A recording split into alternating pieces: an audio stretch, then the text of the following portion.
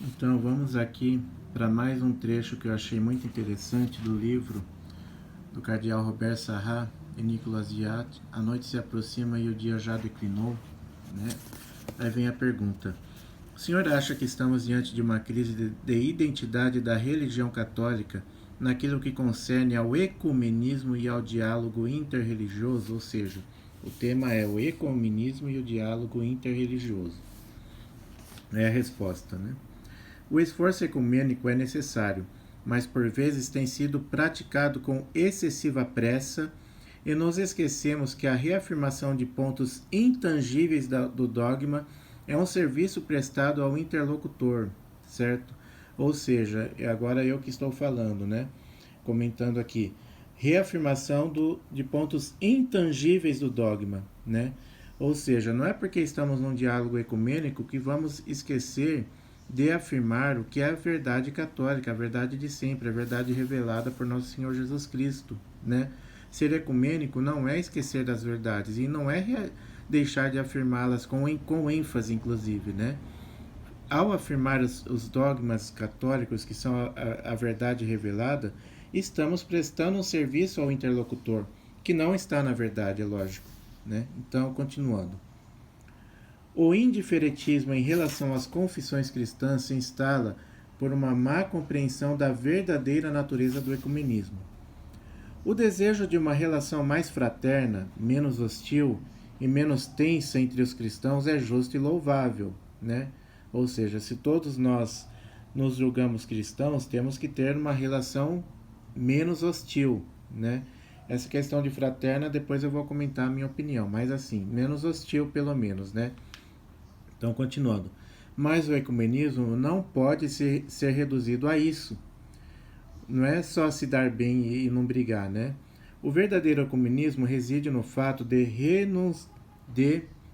no fato de renunciar aos nossos pecados e à nossa tibieza, de nos libertar juntos da nossa falta de fé, no fato de reencontrar a mesma fé nos mistérios cristãos, nos sacramentos, a mesma doutrina, a mesma igreja confiada a Pedro, e não no que construímos por nosso próprio gênio. O verdadeiro ecumenismo consiste em deixar-se guiar pela única luz do Evangelho, em suas exigências morais.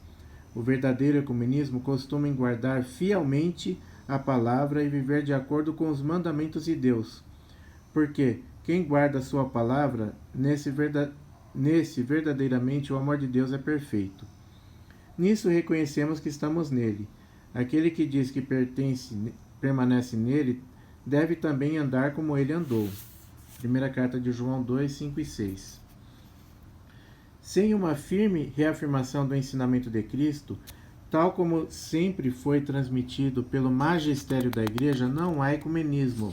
Ou seja, olha, uma firme reafirmação do ensinamento de Cristo, tal como sempre foi transmitido pelo magistério da Igreja, certo? Não se trata aqui de tergiversar sobre a verdadeira doutrina católica, né? Então, continuando. Quem se lembra das palavras de Paulo VI na audiência geral de 28 de agosto de 1974? Disse ele sem medo: que ecumenismo podemos construir assim? Onde terminaria o cristianismo e mais ainda o catolicismo, se ainda hoje, sob a pressão de um pluralismo especioso, mas inadmissível, se aceitasse como legítima a desagregação doutrinal e, portanto, também a desagregação eclesial que esta pode trazer consigo, né? Em outras palavras, agora eu estou interpretando aqui, né? O ecumenismo que nós vemos hoje por parte da Igreja Católica, a gente vê a Igreja Católica abrir mãos de muitas verdades que ela sempre defendeu, que é a verdadeira doutrina, em nome de um diálogo. Vamos dialogar, então eu não vou falar de Nossa Senhora, eu não vou falar do papado, eu não vou falar de coisas que são incômodas, né? Então vamos deixar de falar dessas coisas, vamos falar daquilo que nos une, né? Então não é isso o verdadeiro ecumenismo, né? O verdadeiro ecumenismo é a Igreja Católica em diálogo, claro, mas mostrar, olha, vocês estão no erro, vocês precisam voltar para a verdadeira doutrina, que é a doutrina católica apostólica romana, né? Então, continuando. Fico surpreso com o irenismo que mostramos em relação a denominações cristãs não católicas. Em certos assuntos, o ecumenismo com os irmãos separados, aí o termo que eu não concordo, irmãos separados. Vou pedir desculpa ao cardeal. Esse é um termo que todo mundo usa e ele também está usando, né? Eu acho um termo, no mínimo, contraditório. Primeiro, se são separados, como que são irmãos, né? Então, eu particularmente, eu estou falando agora a minha opinião, eu não sou irmão de ninguém que é herege, não sou irmão de nenhum apóstata, do ponto de vista espiritual, lógico, né? Se são separados, não são irmãos. Então, mas como está esse termo aqui, vamos continuar usando esse termo, né? Então, em certos assuntos, o ecumenismo com os irmãos separados no Oriente, do Oriente, levanta dificuldades no plano teórico, sempre que no que concerne questões de eclesiologia, especialmente sobre a primazia do papado do ponto de vista da comunhão. Para não incomodar os ortodoxos, por vezes não se fala do verdadeiro sentido do primado de Pedro. É o que eu dizia antes, né? E às vezes com protestante, não vamos falar de Nossa Senhora, porque isso vai incomodar, né? Então, continuando, não tenho certeza de que iríamos em direção a uma unidade maior por essa forma de diplomacia doutrinal. Não acho que nossos irmãos separados, de novo o termo, mas continuando, né? Não acho que nossos irmãos separados esperam isso de nós. Pelo contrário, creio que nos são gratos quando assumimos toda a doutrina católica, quando a explicamos e proclamamos sem falsa prudência. Lógico, se os protestantes, os hereges, os apóstatas, os separados, se eles são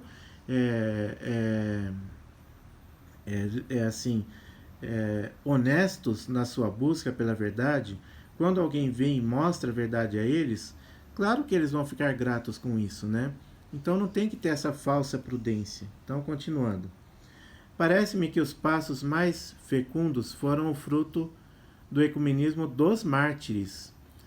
Quando católicos e ortodoxos se encontraram nos mesmos gulags, né? Gulags são uma espécie de campos de concentração, né? Russos, né? Eles oravam juntos, testemunhavam juntos a fé e por vezes compartilhavam os mesmos sacramentos. Além disso, em certos ambientes católicos observamos um fascínio pelo modelo protestante. Olha, o contrário está acontecendo. O católico começa, vamos respeitar, né? Não vamos falar de certos assuntos, aí passa a inverter. Em vez do católico pregar a verdade católica, acaba sendo contaminado pelo modelo protestante. O que nós temos de católicos protestantizados na igreja hoje não dá nem para contar, né? Então, continuando. A caridade deve ser capaz de abolir nossas asperezas para permitir que o Espírito Santo trabalhe por nossa conversão. No entanto, não há como negar as profundas diferenças que nos separam. Então, não precisamos ser ásperos, né? Que nem eu sou contra chamar o herege de irmão separado, que eu digo, eu não sou irmão de herege nenhum, de apóstata nenhum, né? Mas não é por isso que eu vou chegar e falar, chegando para cima dele e falar, você é um herege, você tá um apóstata e pronto. Não, aí não tem como ter diálogo lógico, né? Então, vamos evitar as asperezas, né? Mas não significa que nós não vamos ter que falar abertamente a nossa verdade, né? Então, continuando, a caridade deve ser capaz de abolir nossas asperezas para permitir que o Espírito Santo trabalhe por nossa conversão. No entanto, não há como negar as profundas diferenças que nos separam. Nossa fé na presença real do Senhor na Eucaristia, nossa fidelidade à missa como renovação do sacrifício da cruz. Missa não é um mero banquete, missa é o sacrifício da cruz. Nossa fé na sacramentalidade do sacerdócio exige de nós uma real coerência. É impossível a um protestante comungar na Santa Missa. Isso tem acontecido muito. Protestantes, católicos em pecado mortal. Pode vir à mesa, todo mundo está sendo chamado, isso é um banquete de união, não sei o quê. Não, isso é impossível. Tá? Tal coisa não teria outro sentido que o de afirmar certa forma de simpatia. Nós não temos que ser simpáticos, nós temos que falar a verdade e pronto. Mas a Eucaristia não deve ser instrumentalizada para significar boas relações humanas. Ela é o lugar da comunhão com o Deus da verdade. Desde o concílio constatamos uma maior abertura de uma e outra parte, mas o caminho para a unidade, na verdade, ainda é longo. Há, além disso, e esse fato é mais grave, um irenismo em relação às religiões não cristãs. Tem-se ido procurar nessas religiões o que já existe na igreja. Ou seja, você já tem tudo na igreja, você não precisa buscar nada em outras religiões. No Brasil é muito comum, por exemplo, pessoas que se dizem católicas, por exemplo, procurarem o espiritismo, que não é cristão, né? Para quem não sabe, o espiritismo não é cristão. Já discuti isso até com espírita. Pode falar que é cristão, mas não é, tá? Então, e muito católico vai buscar o espiritismo, por exemplo. Isso no Brasil é comum, né? Eu lembrei, por exemplo, de uma seita, por exemplo, chamada Seichonoye, né? Que usa o estratagema, né? Fala, não, nós não somos religião, nós somos só uma filosofia de vida, né? Então, usa esse estratagema para contaminar as pessoas que estão na verdade, né? Então, não. Então, nós já temos tudo o que precisamos na igreja, certo? Não precisamos procurar em outras religiões. Então, continuando. No Ocidente, as religiões pagãs, incluindo animistas, são enaltecidas. Da mesma forma, os pensamentos filosóficos religiosos do Extremo Oriente tornam-se modelos. É preciso definitivamente ser africano para ousar dizer, sem complexos, que as religiões tradicionais pagãs são zona de medo e de ausência de liberdade. Isso eu estou achando interessante, né? No Brasil tem a tal da missa afro, né?